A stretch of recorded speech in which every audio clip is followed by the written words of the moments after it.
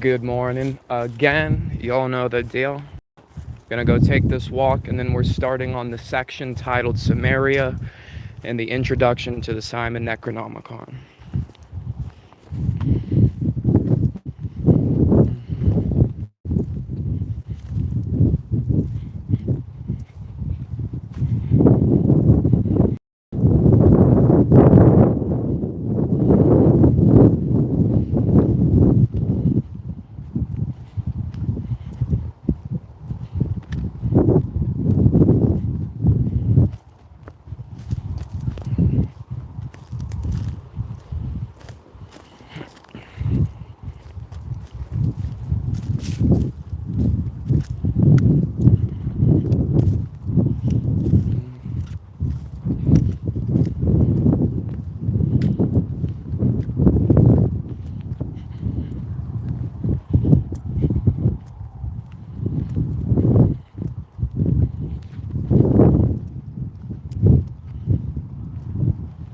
All that kind of stuff.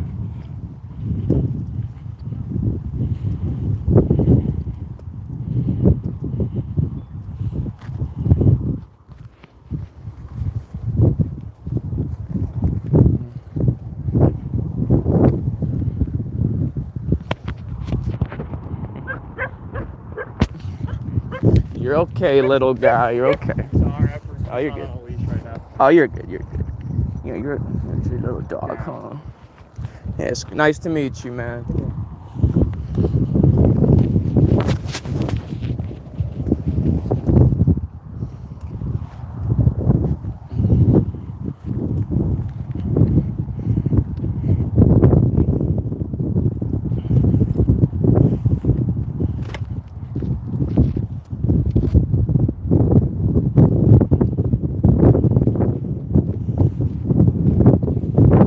Yeah, the beauty out here is crazy, man. And this is like, keep in mind, all this shit's dead too, you know?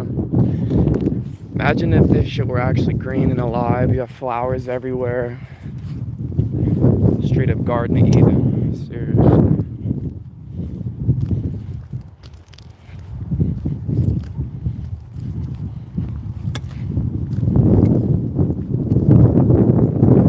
What's up, y'all? Drop a comment, drop your name. Something interesting, I don't know. Or don't. I guess I don't care either way.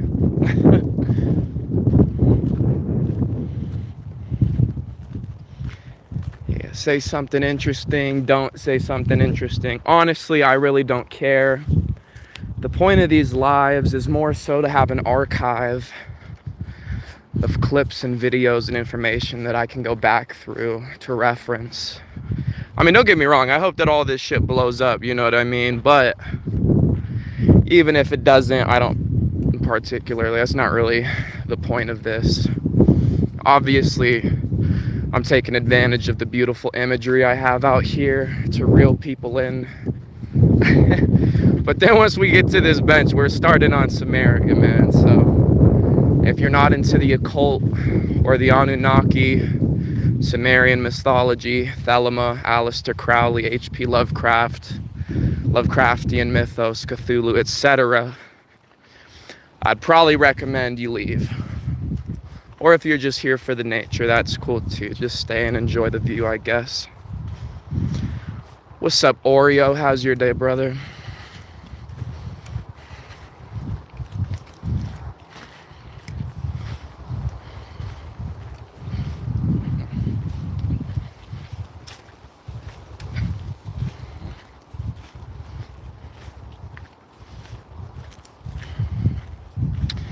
Steve, message retracted.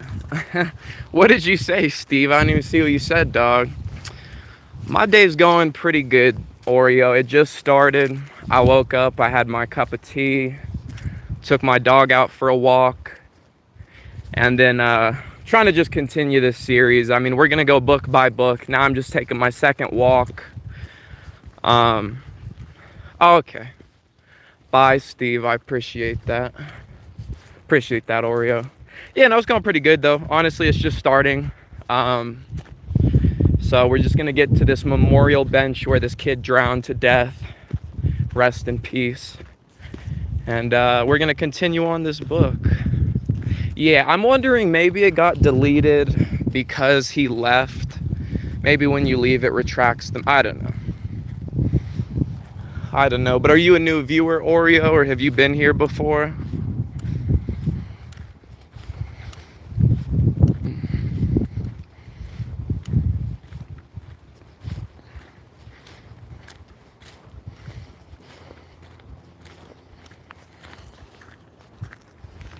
Yeah, rest in peace to homie Steve, dog. We only knew him for a couple seconds, but he was one of the best. He was one of the best. Hey, shout out. Thanks, Oreo. I don't know how you stumbled upon me. I assume probably just going through random lives and stuff, so I don't know if I'll really be up your alley, but I guess we're gonna find out. Go check out the channel, man.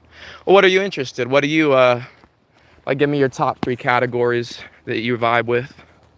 What's up, Miguel? Top fans, hey, gang. #1 top fan, thank you, what a god. Damn, we already got 9 viewers and 3 likes. More than I've had in... Hey, we're growing. We're growing, that's for sure. Yeah, that's cool. That's cool if you're into all that shit. Or, I mean, I got plenty of stuff. Trip reports. Are you into any specific mythologies, or... My first is just chilling. Yeah, I feel you. I feel you. Morning.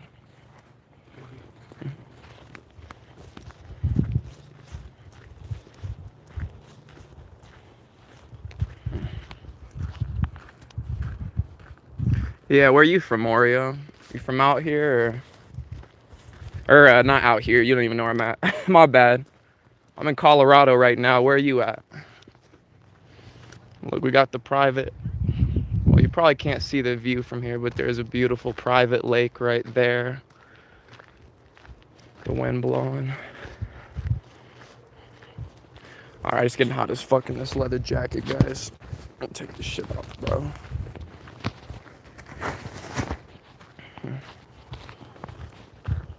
East Tennessee, huh? Wow. I bet you got a pretty accent. I bet you got a pretty accent. My dentist assistant's from Tennessee. She's fine as hell. She's fine as hell.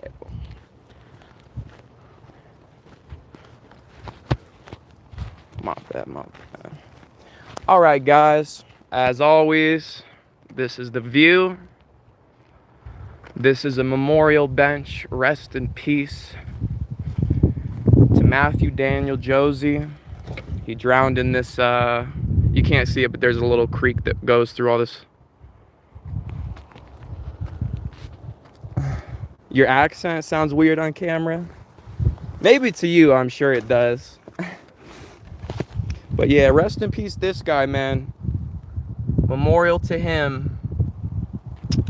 But alright, time for the huge. Let's get comfortable, guys. I had another cup of tea when I got home after I took my dog home. So, should be good.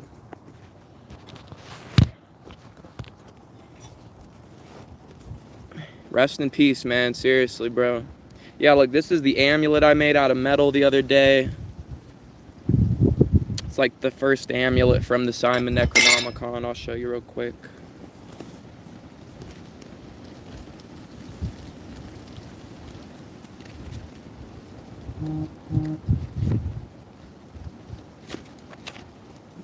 There it is. So I fucked it up, obviously. Alright, well, I'll be back later.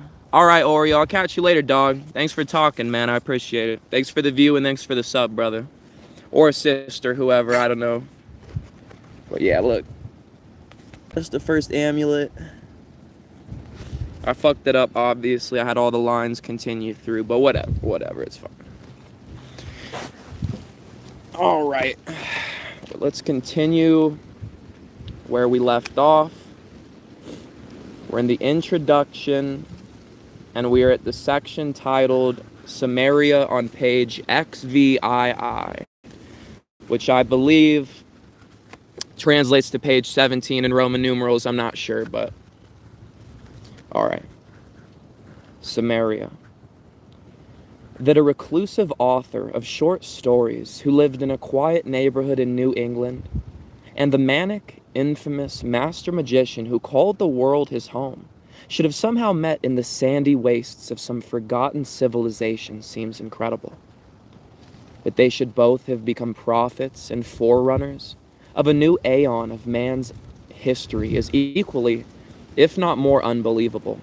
Yet, with H.P. Lovecraft and Aleister Crowley, the unbelievable was a commonplace of life.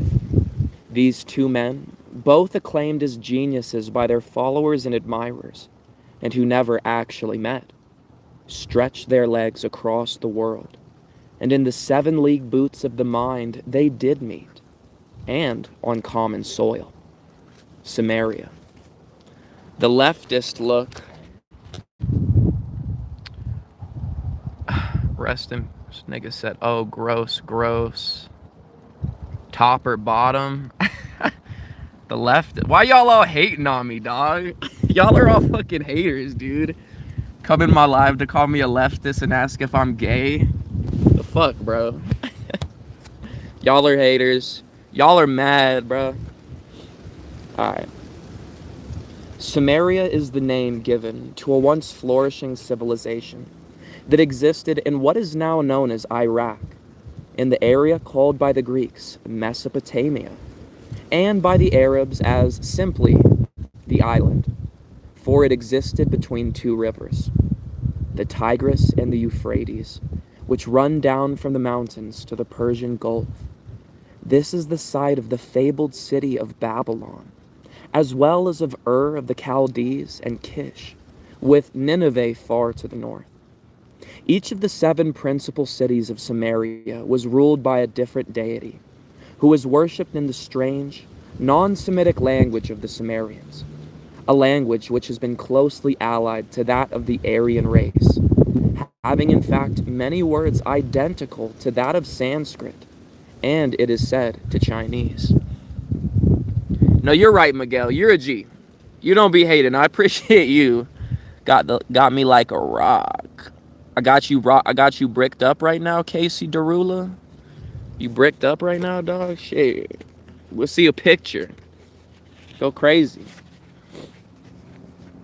For no one knows where the Sumerians came from, and they vanished just as mysteriously as they disappeared, after the Assyrian invasions which decimated their culture, yet provided the Assyrians with much of their mythology and religion, so much so that Sumeria became the official language of the state church, much as Latin is today of the Roman Catholic Church. They had a list of their kings before the flood, which event they carefully chronicled, as did many other ancient civilizations around the world. It is believed that they had a sophisticated system of astronomy and astrology, as well as an equally sophisticated religious ritual magic, as well as history.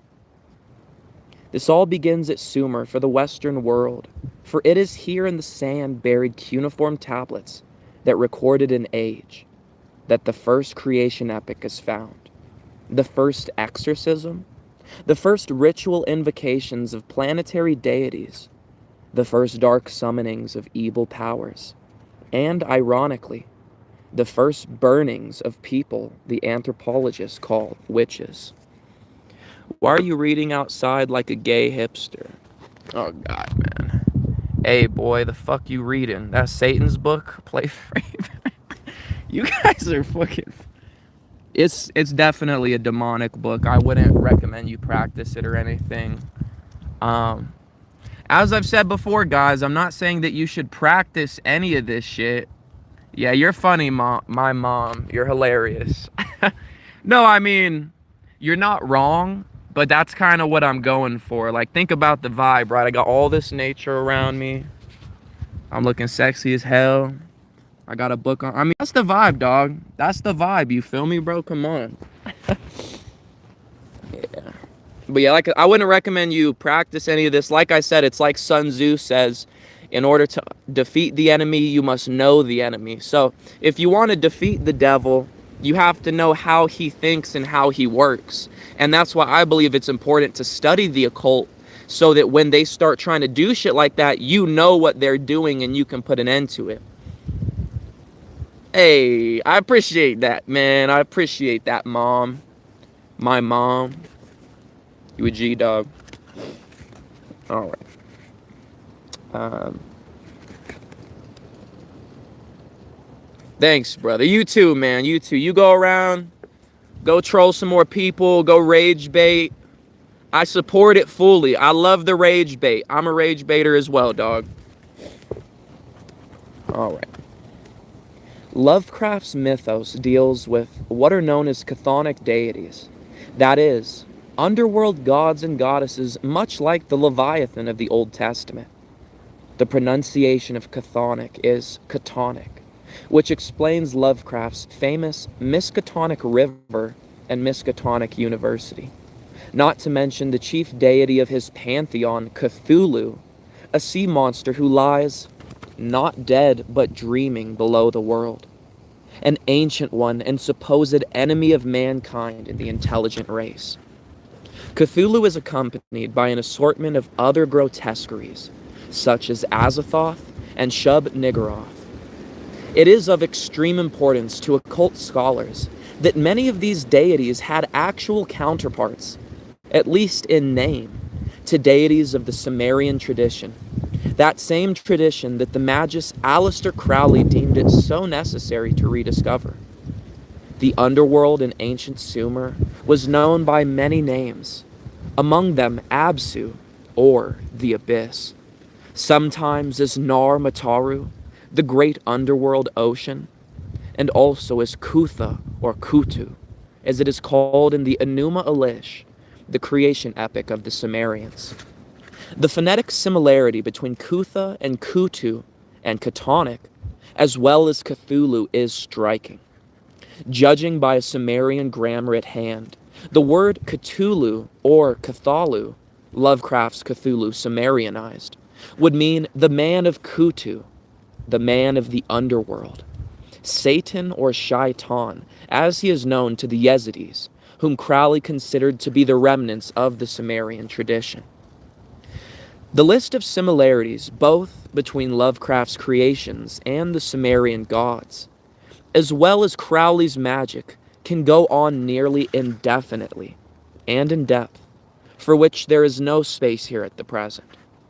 An exhaustive examination of Crowley's occultism in light of recent findings concerning Sumeria and the exegesis of Lovecraft's stories is presently in preparation and is hoped to be available shortly. Until that time, a few examples should suffice. Although a list is appended hereto containing various entities and concepts of Lovecraft, Crowley, and Sumeria cross-referenced, it will do to show how the editor found the relationships to be valid and even startling. Azathoth is frequently mentioned in the grim pages of the Cthulhu mythos, and appears in the Necronomicon as Azeg-Thoth, a combination of two words, the first Sumerian and the second Coptic, which gives us a clue as to its identity. Azag is Sumerian. It means enchanter or magician. Thoth in Coptic is the name given to the Egyptian god of magic and wisdom, Tehuti, who was evoked by both the Golden Dawn and by Crowley himself, and was known to the Greeks as Hermes, from whence we get the word hermetic. Azag-Thoth is, therefore, a lord of magicians, but of the black magicians, or the sorcerers of the other side. I was wondering the same thing, Joe. Why is my mom here? And if you scroll up, why is she talking shit? Why is she a hate? Nah. My mom actually ended up being a real cool dude. Or girl. I don't really know. I don't care. There is a seeming reference to Shub-Niggurath in the Necronomicon, in the name of a Sumerian deity, the answerer of prayers called Ishni-Garab. The word Shub is to be found in the Sumerian language in reference to the rite of exorcism, one of which is called Nam Shub, and what the combination which is called Nam Shub and means the throwing. It is, however, as yet unclear as to what the combination Shub in Ishnigarov, Shub Nigarov, might actually mean.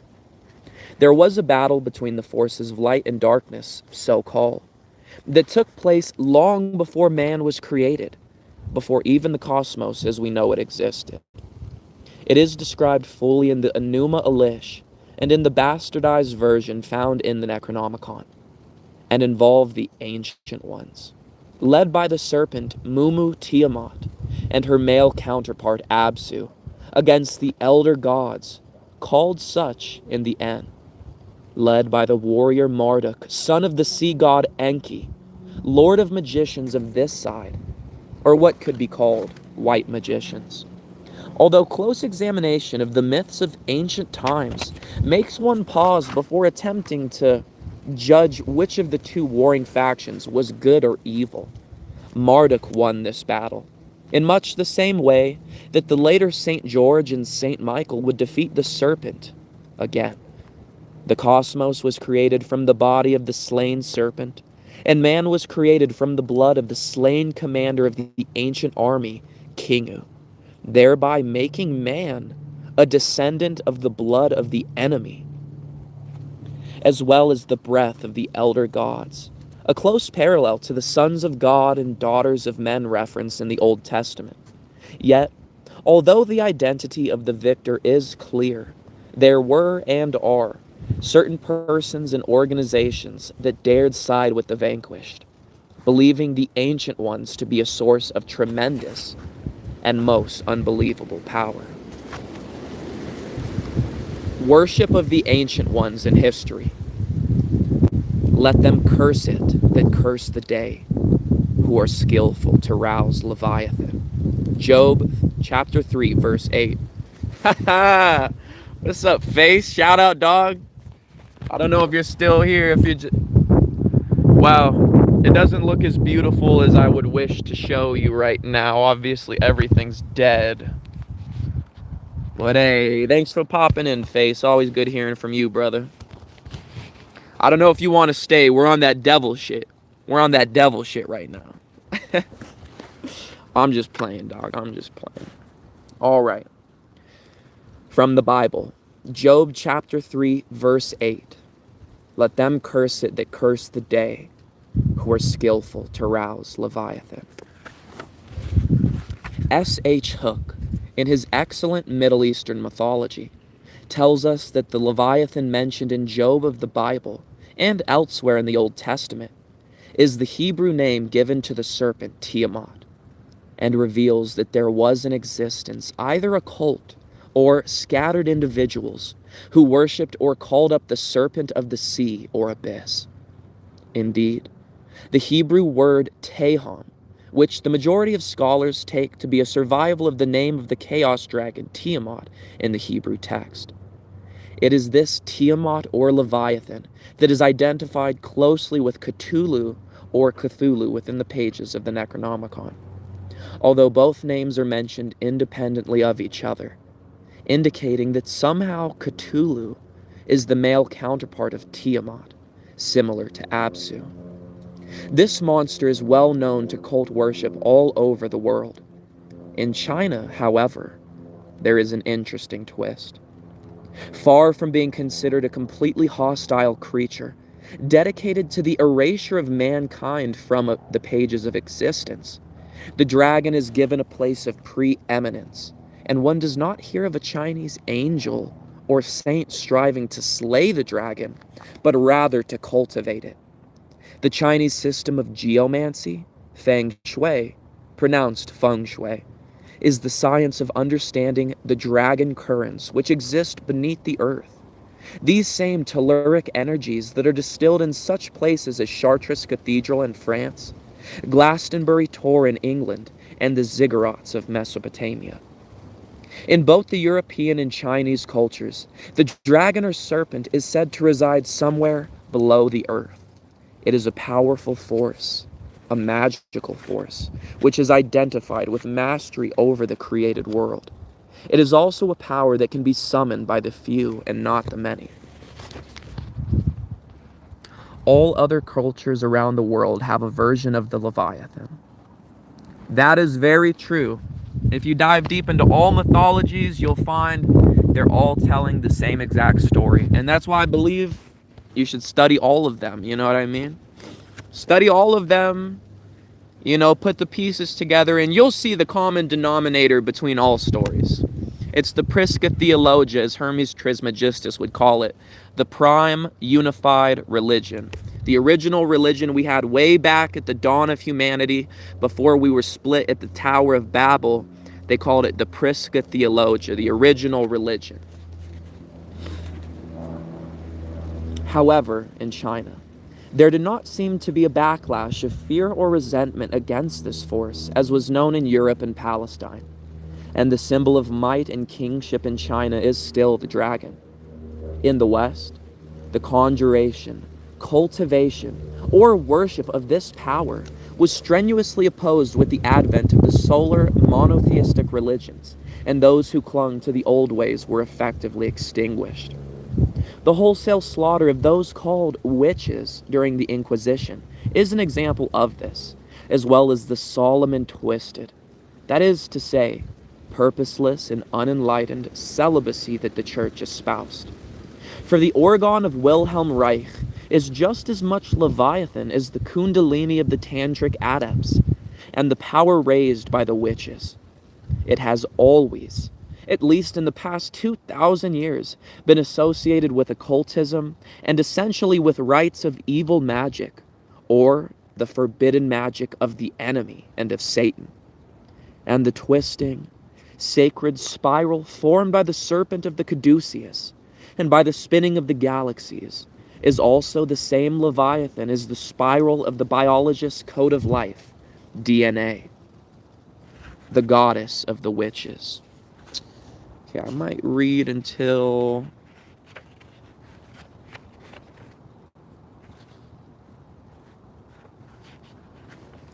Alright, guys. I'm going to read a couple more pages, and then I'm going to end this live. I usually end it at about 30 minutes in. Maybe I'll continue. But, just so you're aware. The goddess of the witches. The current revival of the cult called Wicca is a manifestation of the ancient secret societies that thought to tap into this telluric, occult force and use it to their own advantage. And to use it to the advantage of humanity, as was the original intent. The raising of the cone of power through circle dancing is probably the simplest method of attaining results in rousing Leviathan, and has been used by societies as diverse as the dervishes in the Middle East and the python dancers of Africa, not to mention the round dances that were familiar to the Gnostic Christians and the ones held every year in the past at Chartres. The witches of today, however, while acknowledging the importance of the male element of telluric power, generally prefer to give the greater honor to the female principle, personified as the goddess. The goddess has also been worshipped all over the world, and under many names, but is still essentially the same goddess. That Tiamat was undoubtedly female is to the point, and that the Chinese as well as the Sumerians perceived of two dragon currents, male and female, gives the researchers a more complex picture. The green dragon and the red dragon of the alchemists are thus identified as the positive and negative energies that comprise the cosmos of our perception, as manifest in the famous Chinese yin-yang symbol. But what of Inanna, the single planetary deity having a female manifestation among the Sumerians? She is invoked in the Necronomicon and identified as the vanquisher of death, for she descended into the underworld and defeated her sister, the goddess of the abyss, Queen Ereshkigal, possibly another name for Tiamat. Interestingly enough, the myth has many parallels with the Christian concept of Christ's death and resurrection, among which the crucifixion, Inanna was impaled on a stake as a corpse. The 3 days in the Sumerian Hades and the eventual resurrection are outstanding examples of how Sumerian mythology previewed the Christian religion by perhaps as many as 3,000 years a fact that beautifully illustrates the cosmic and eternal nature of this myth. Therefore, the goddess of the witches has two distinct forms. The ancient one, goddess of the dragon-like telluric power, which is raised in magical rituals, and the elder goddess, defeater of death, who brings the promise of resurrection and rejuvenation to her followers, those who must reside for a time after death and between incarnations in what is called Summerland or Sumerland. You look like J.J. Wolf tennis player, looking good as always. What's up, Mark? Always good to see you, brother. Always appreciate the compliment. I'm gonna have to look up J.J. Wolf, brother. I don't know what he looks like, but I believe you. He's got to be a good-looking motherfucker, I'll tell you that.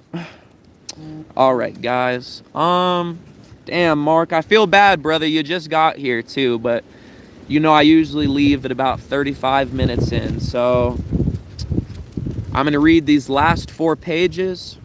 I'm gonna read the section entitled "The Horned Moon," and then we will end off right at the section entitled "The Devil," and that is where we will pick up tomorrow, guys, okay? All right. Another hallmark of the craft of the wise is evident within the Necronomicon, as well as in general Sumerian literature, and that is the arrangement of the cross-quarter days, which make up half of the craft's official pagan holidays.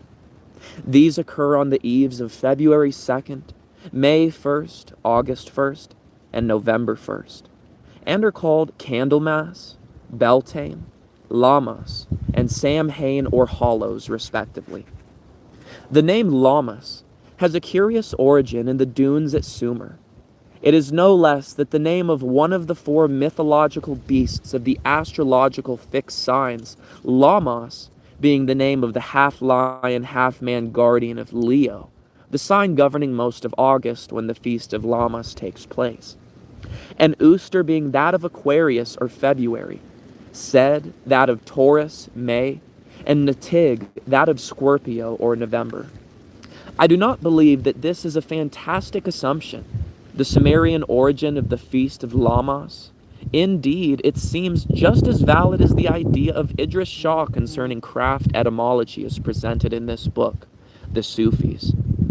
It is also not far-stretched to assume that these 4 beasts were known to the entire region of the Middle East, as they appear on the Sphinx in Egypt, and have become the symbols of the 4 evangelists of the Christian New Testament, an ironic and splendid result of the ignorance of the Greek religious historians concerning the ancient mysteries. Probably the most inconsistent concept the Sumerians possessed with reference to the craft is the naming of the goddess as a deity, not of the moon, as the craft would have put it, but of the planet Venus.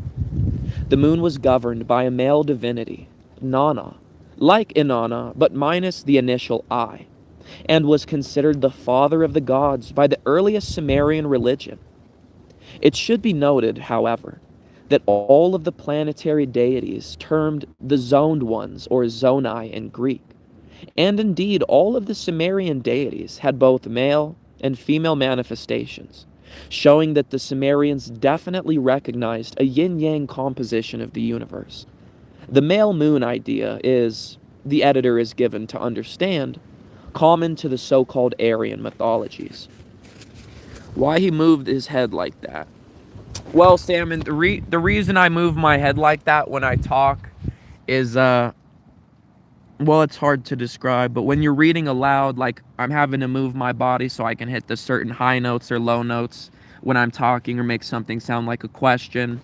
It's hard to describe, but think about when someone's singing and they have to move and they're controlling their voice, and it's just a certain way you have to position your body in order to speak or make a certain noise, if that makes any sense to you.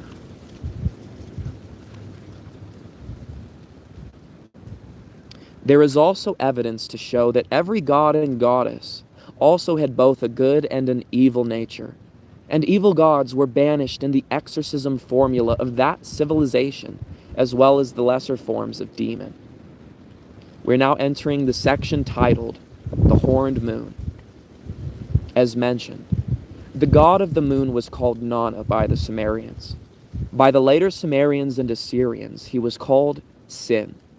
In both cases, he was the father of the gods, of the planetary realm, the Zonai, and was depicted as wearing horns, a symbol familiar to the witches as representative of their god. The horn-shaped crown is illustrative of the crescent phases of the moon, and were symbolic of divinity in many cultures around the world, and were also thought to represent certain animals who were horned, and worshipped for their particular qualities, such as the goat and bull. They also represent sexual power. The fact that in ancient Sumeria and Egypt, horns were not solely representative of evil gods, but of many different deities, was used by the Christian church in their attempt to eradicate the pagan faiths. It was a simple enough symbol to identify with the author of evil, Satan, which the church depicted as a half-animal, half-human creature with horns, claws, and sometimes a tail. The church's use of the horns as a sort of archetype of evil is quite similar to the feelings many people have today with regards to the swastika used by the Nazis, a symbol which has become the archetype of an evil sigil in the West. The fact that it is highly valued mystical and religious symbol in the East is something that is not well known. What is worse, the image of the devil as perpetrated by the church is simultaneously representative of sexual energy and can be safely compared to Jung's archetype of the shadow, the psychic repository of a man's innate maleness, as the anima represents that part of a man which is feminine.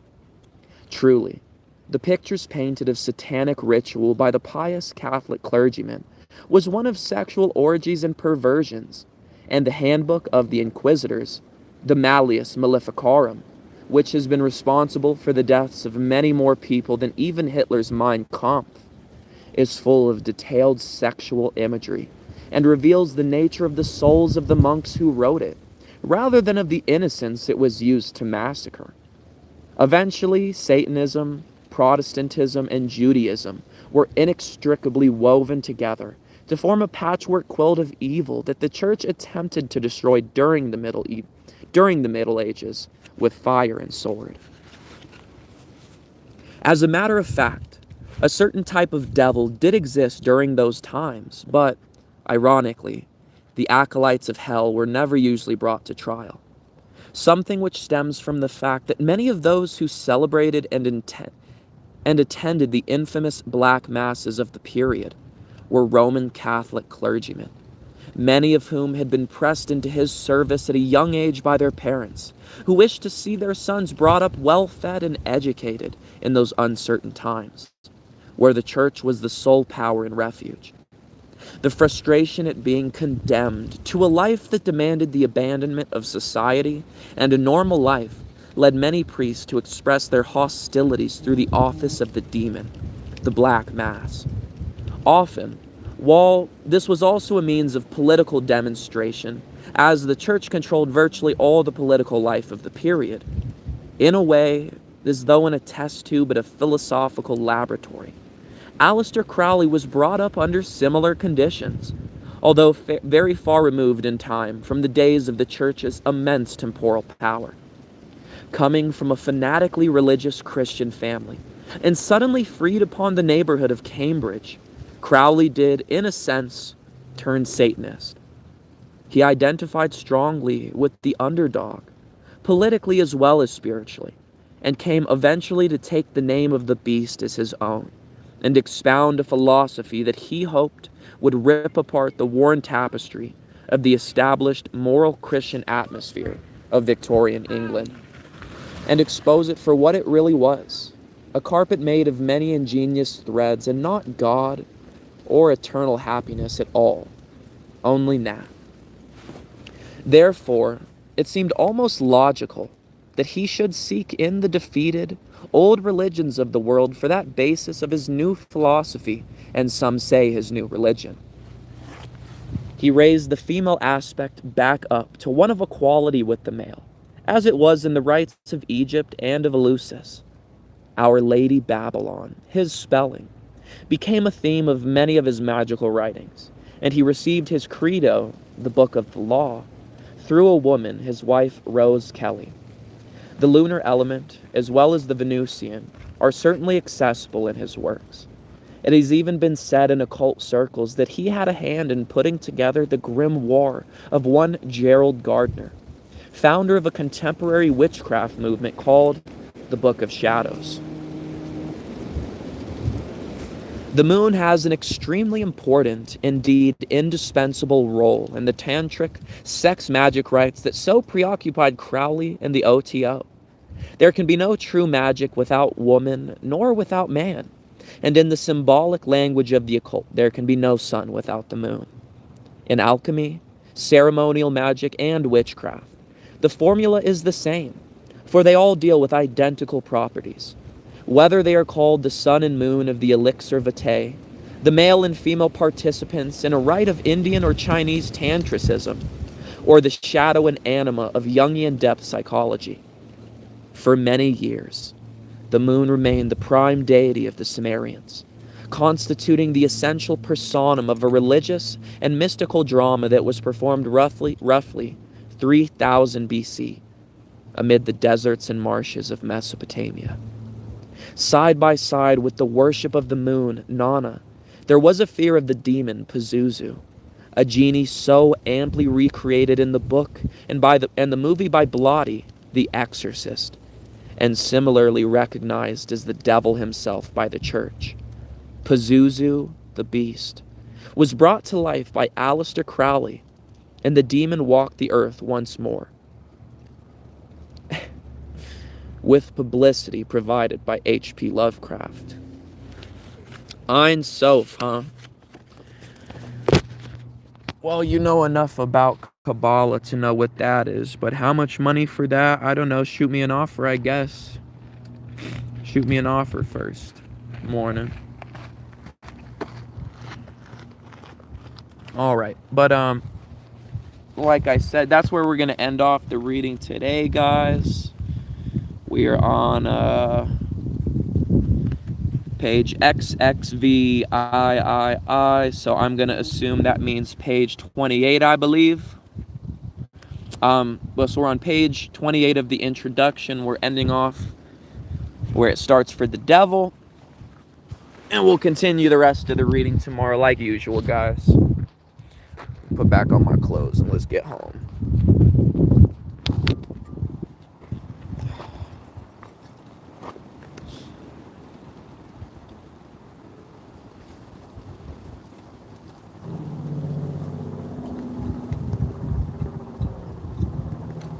Bad idea.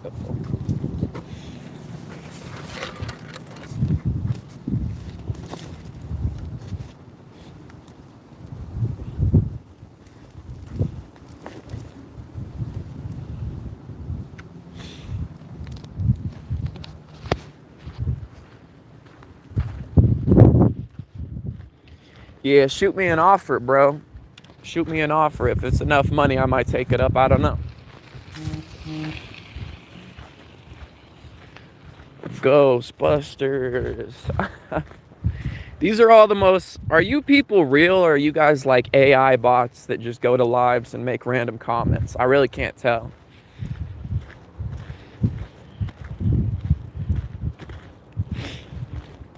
Ghostbusters. I've been seeing... You seen the new one they made with women, dog? That was a couple years ago. I never saw it. I don't plan on it. And did anybody actually watch that movie, though? Ein Sof thought that was... I made God himself laugh. Shit. If y'all don't know what Ein Sof is, I would highly recommend you go look it up. That's real deep into Kabbalah. That's what the Kabbalists call the true name of God. Humans are worse than AI now. To be honest, we're just a piece of meat. Yeah, I guess it's both. I don't know. I guess it always comes down to the yin and yang, bro. It's like there's great humans and there's bad humans. And think about this, right? If humans didn't exist, AI would have never been created. So this is a quote by Terence McKenna, I believe. He says, I'm sitting at my university having lunch, going through lives. Oh, I got you. I appreciate that, Todd. Well, whatever you're studying, I wish you the best, bro. I hope you get that college degree. Make sure you don't waste your time, though, bro. Because most people get a college nowadays. You get a college degree in like women's studies, and then they get out of college, they're like, oh my god, I can't find a job. Because that's not a real degree, bro. Get a job in like fucking welding or something. I don't know. Yeah, but that's an interesting concept though, Ein. So think about it. If there weren't human, oh yeah, I already said that. So Terence McKenna, he has a quote where he goes, human beings are just the reproductive organs of machines. Now that's a really interesting concept, because think about it. Or even you could replace human beings with living beings, I guess, because like monkeys are getting to the point where they're kind of making tools out of sticks and shit, right? But it's like, yeah, think about it. Machines would never exist without a living being to create it first. So it's like, is AI the next evolution? That's what they're trying to push with the new world order shit. They're like, no, transhumanism. You can transcend beyond your body. You can be both male and female. You can have a dick and a vagina, and you can transfer your consciousness from android to android. Like Peter Thiel, that motherfucker's really trying to do that shit, bro. But all right, guys, I'm about to get home. I'm gonna figure out what I'm gonna do for today. Probably gonna go take the bus down to Longmont, try to get a good job. But as I said, whoever's watching, thank you guys for joining the live as always. I'll be back around the same time. I'm actually an employee of 20 years. I got a business degree many years ago. Oh, okay. Do you work at the university is what you're saying, Todd? Is that what you mean? Here, I'll chill. If you're, what do I think about the archons? Definitely real. I guess you'd have to be more specific with what you're asking me, Ein. So, I mean, the archons, I assume you're referring to Gnosticism, like Yaldabaoth and the archons. Which, man, damn, dude, you've been working at a university for 20 years and you got that degree 20 years ago, bro. How much money you making? You making good money? I would imagine.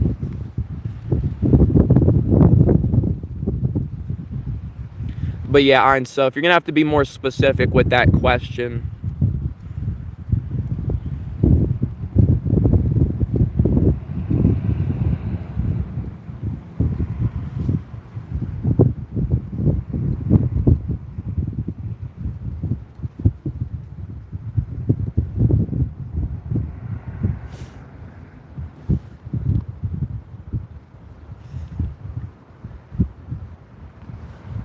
Yeah, okay. So, like I stated before, I think Hermeticism, Hermes Trismegistus calls it the Prisca Theologia, the prime religion. So you know how all humans, let's assume the Tower of Babel story is true, correct? So let's assume that in the past all humans spoke one language, we were a united race, we had one religion. So when the Tower of Babel happened, not only did it split our languages, it splitted our religion. So I believe personally in the Prisca Theologia, the prime religion, which is that if you study all religions, you'll see the common lines connecting them all, and you'll see the truth within. Hey, what's up, Felix? Shout out Felix, that's my little nigga I used to train. Realest nigga on earth. Bending over in front of the Shmuley sign and shit, this guy. Nah, but so like I said, I believe that there's truth in all religions, bro. And so archons definitely exist. I think archon is just another name for demon. You can call them demons, you can call them archons, you can call them psychic vampires. You go to any religion, any mythology, they're gonna have a being that feeds on humans, that eats them, or that feeds on negative, like spiritual. This is just a common denominator in all things. So you can call them archons if you want. You can call them fallen angels, demons, archons, the evil ones if you just want to be generalistic. But yeah, evil and good exist in this world. I used to be, when I started on my spiritual path, you know, I'd love to be one of those niggas that's like, no, it's all perspective and it's yin and yang. And it's like, okay, but think about this, right? Because this is where the argument goes. So you're trying to tell me that if a guy rapes a child and murders it, well, no, because if you think about it, it's the balance of good and evil. And maybe he was a no. You're not gonna philosophize it. You're not gonna psychoanalyze it. Evil is evil and good is good. It's like, it's very like yin and yang is true. But yin and yang only goes so far, bro. Because when you get down to it, evil exists and good exists. And that is an undeniable fact. And if you think differently, then you're just simply wrong. Know what I mean? It is a good day for a joint Phoenix. I highly doubt this nigga's still in here, but if you are in here, Phoenix, bro, you're always free to come visit me in Colorado, dog.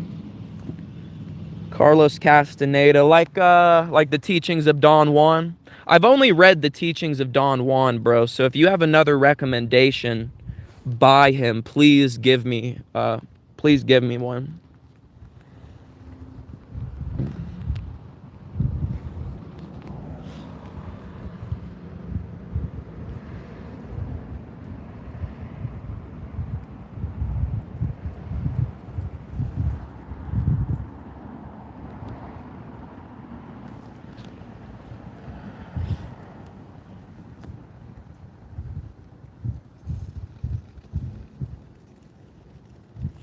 All right, boys. Well,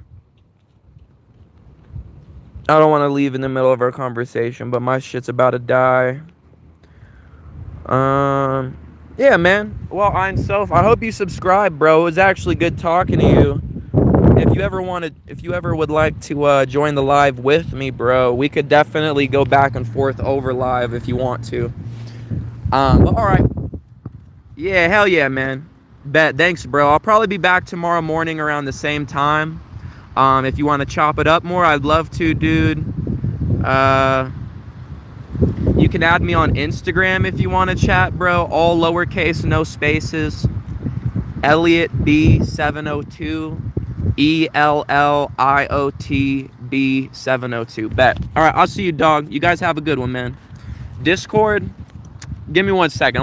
I do have a Discord. I don't use it often, but I don't got no more. Here, dog. I logged out of my Discords, bro. So I'll figure it out later today, dude.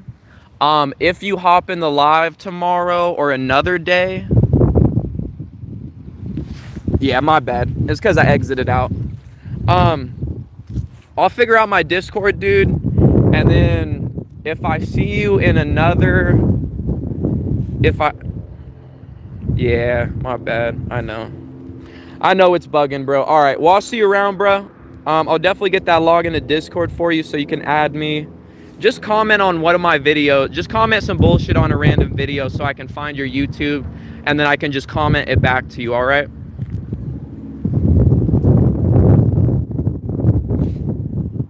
All right, bet, dog. All right, I'll see you, bro. Have a good rest of your day, Ein Sof. Just comment some random shit. I'll find you.